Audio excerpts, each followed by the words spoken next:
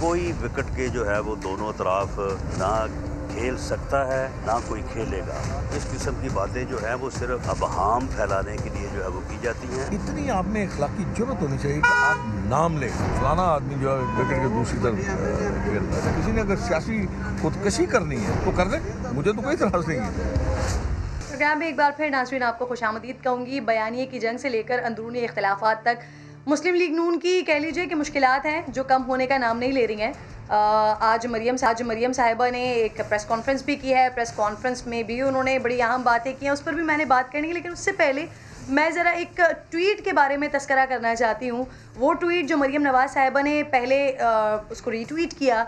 Retweet करने के बाद जब आगे पूरा इंटरव्यू उन्होंने देखा होगा, सुना होगा, या फिर जिस तरह से वो ट्विटर पर टॉप ट्रेंड बना है और हदफ़ तनकीद बना है, उसके बाद उन्हें ये डिलीट करना पड़ गया है, यानी कि उनके अपने गले पड़ गया है। तो वो एक बड़े बूढ़ों की कहावत है ना कि पहले तोलो फिर बोलो। ऐसा लगता है कि सियासतदानों को ये कहना पड़ेगा कि गूगल बिफोर यू ट्वीट, क्योंकि उस ट्वीट के अंदर अब मैं आपको बताती हूँ कि माजरा बेसिकली कहानी असल में थी क्या।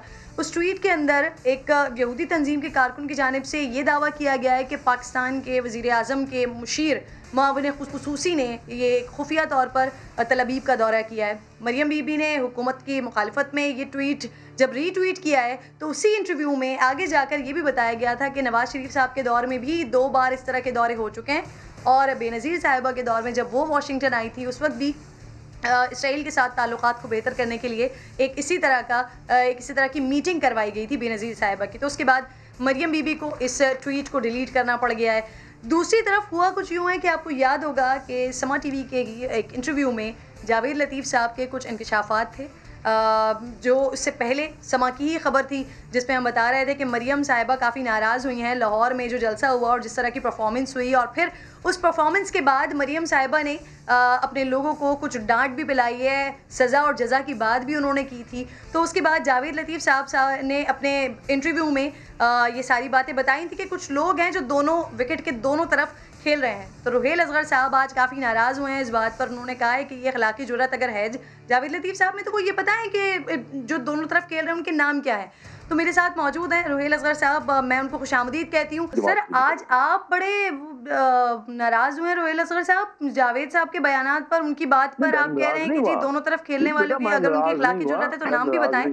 तो सर जी नाराज नहीं था, मैंने सिर्फ एक मतलब एक बात की है मैंने कि अगर मैं फर्ज कीजिए मैं किसी पे इल्जाम लगाता हूँ या मैं बात करता हूँ तो मुझे वो इबहाम में नहीं रखना चाहिए। मुझे उसको एक फुल वो ऐसा अपने बयान को ऐसा नहीं छोड़ना चाहिए कि लोग उस पे अपने आप को तसव्वुर करें कि ये गलत बयान दिया। सर, मरियम बीबी कैसे निपटेंगी ऐसे लोगों से जो विकेट के दोनों तरफ खेल रहे हैं? सर नहीं तो आपको मरियम बीबी कैसे निपटेंगी उनसे जो दोनों तरफ खेल रहे हैं विकेट के? बिल्कुल नहीं। मैं जाती तौर पे आज उस मीटिंग में मौजूद था और वहाँ बैठे हुए थे। इस किस्म की बात ही नहीं हुई, कोई इस किस्म की गुफ्तगू छोड़ उस किस्म का शादा तक भी लिया गया। मतलब ये होता है ना कि हमें शौक बढ़ा है ना बात करने का। हम बात अब देखें, आपने 2 पहले सवाल मुझसे पूछे, मुझे अब उस बात का इल्म नहीं था तो मैं क्या उसका जवाब देता। आए भाई शायद तो मैं नहीं मार सकता ना।